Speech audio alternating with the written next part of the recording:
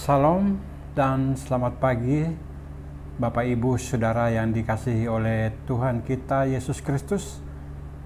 Kembali pagi hari ini Manarema hadir untuk saudara.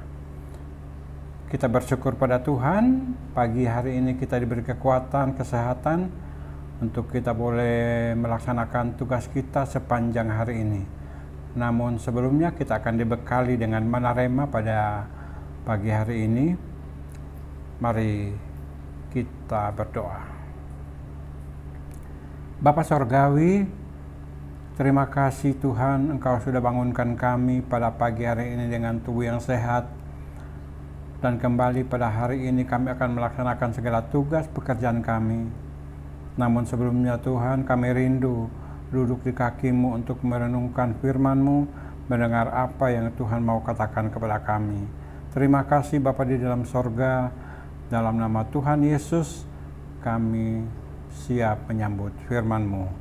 Amin. Selamat pagi saudara.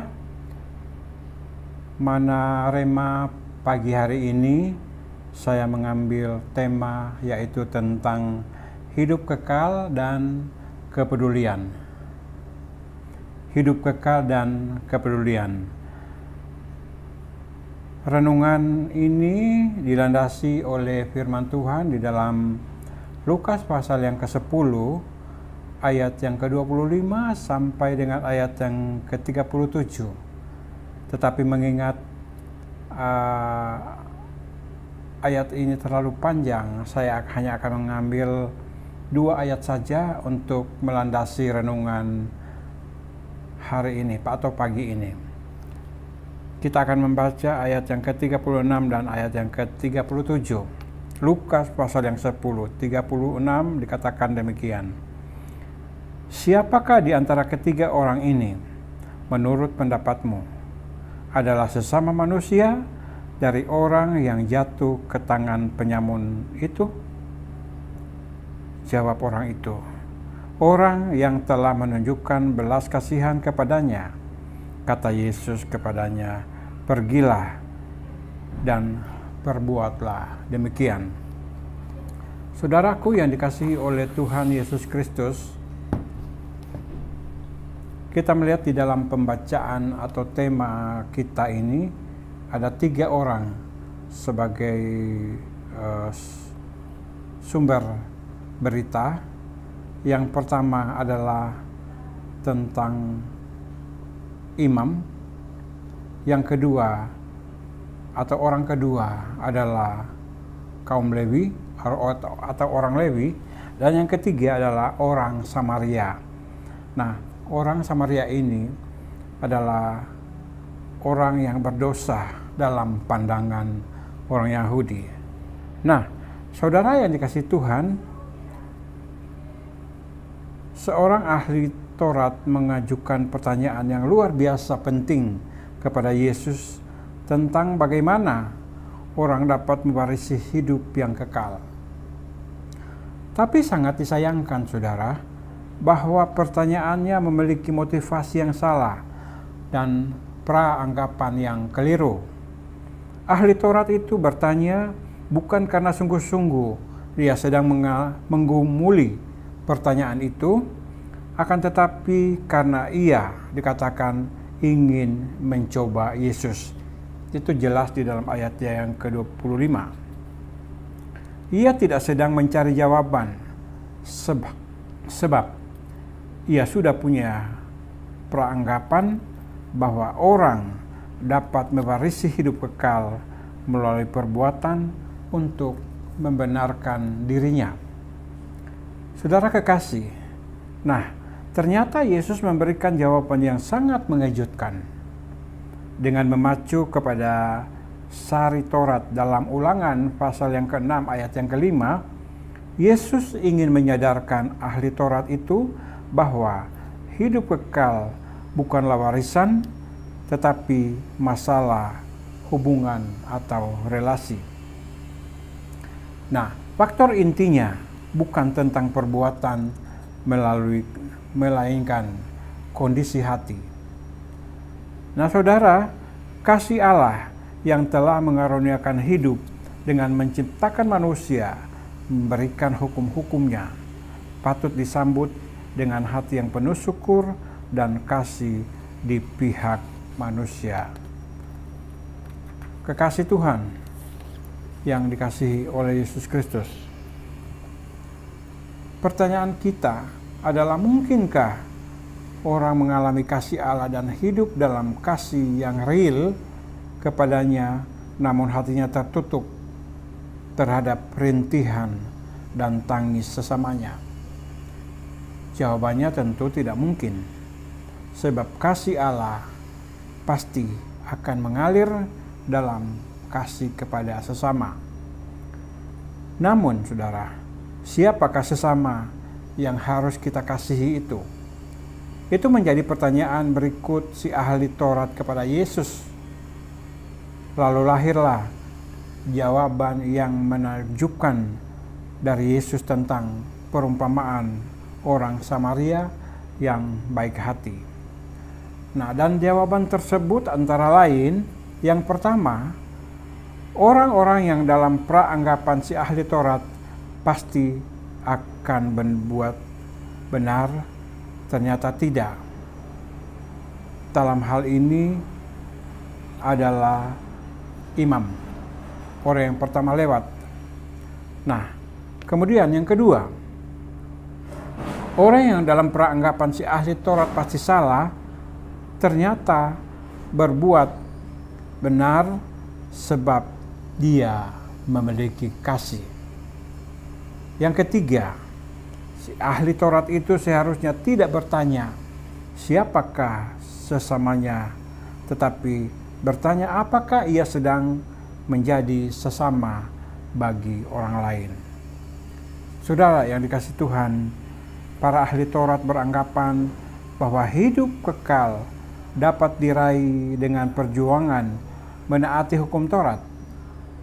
Maka mereka membanggakan diri sebagai orang yang paham tentang seluk-beluk Taurat dan menganggap diri sebagai pelaku Taurat sejati. Mungkin dengan kebanggaan seperti itulah, saudara, ahli Taurat dalam kisah ini datang kepada Yesus. Ia yakin bahwa Yesus pun akan menganggap ia layak memiliki hidup yang kekal. Tetapi melalui perumpamaan tentang orang Samaria yang baik hati, Yesus membongkar anggapan ahli Taurat tersebut dan memperlihatkan makna Taurat yang sesungguhnya. Dan di dalam perumpamaan tersebut, tidak satupun dari para rohaniwan yang bertindak manusiawi terhadap orang yang menjadi korban perampokan. Jelas kita lihat di dalam ayat yang ke-31 dan ayat yang ke-32. Justru orang Samaria lah yang menunjukkan belas kasihnya dan menolong orang yang malang itu. Jelas di dalam ayat yang ke-33. Ini sangat ironis sekali, saudara. Dan melalui perumpamaan ini, Yesus menunjukkan bahwa hakikat tujuan Taurat telah disalahartikan. Kekasih Tuhan, bila orang berkata bahwa ia hidup dalam hukum Taurat, seharusnya merupakan gambaran bahwa ia telah mengalami kasih karunia Allah.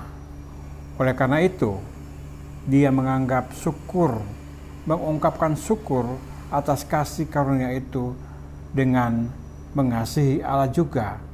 Karena itulah inti Taurat. Kekasih Tuhan, dan bila orang mengasihi Allah, maka ia akan memahami siapa gerangan dirinya di hadapan Allah dan bagaimana seharusnya memperlakukan sesamanya siapapun dia. Sehingga dia bukan lagi mencari orang siapa yang layak disebut sebagai sesamanya. Sebaliknya ia harus berpikir bagaimana dia bisa menjadi sesama bagi orang lain. Ketidaksudian seseorang untuk menunjukkan kasih kepada orang lain dapat menjadi indikasi bahwa sesungguhnya ia belum memiliki kasih dan anugerah Tuhan. Kesombongan dan ingin pamer diri di hadapan Yesus tampaknya dikatakan menguasai ahli Taurat itu dalam bacaan kita kali ini. Mungkin dia ingin menunjukkan bahwa keahliannya menguasai Taurat memperlihatkan kesalehan dan kedekatan hubungannya dengan Allah. Namun, jawaban Yesus atas pertanyaan kedua yang menohok ke dalam titik permasalahan yang sebenarnya bercokol di dalam dirinya. Saudara, ada perbedaan yang besar antara dua pemimpin agama dengan seorang Samaria, yaitu dalam hal belas kasihan. Kedua orang pemimpin agama Yahudi, yaitu imam dan orang Lewi itu, ketika melihat orang yang kerampokan itu, justru mereka menghindari dia. Seolah takut melibatkan atau takut kena risiko, dan ada banyak ketakutan yang lain. Padahal keduanya adalah orang yang biasa mengajarkan perilaku yang baik sesuai dengan ajaran agama. Namun orang Samaria, saudara, yang dianggap rendah oleh orang Yahudi, hatinya malah tergerak oleh belas kasihan dan tidak memikirkan segala resiko maupun konsekuensi yang mungkin muncul bila ia menolong korban perampokan itu. Dan ini terlihat ketika dikatakan dia merogoh kocek demi perawatan korban perampokan itu. Saudara yang dikasihi oleh Yesus Kristus, perumpamaan yang Yesus sampaikan itu sesungguhnya merupakan sebuah teguran bahwa yang berkenan di hadapan Tuhan bukanlah orang yang merasa diri menguasai Taurat, tetapi bagaimana dia hidup berdasarkan kebenaran itu sendiri.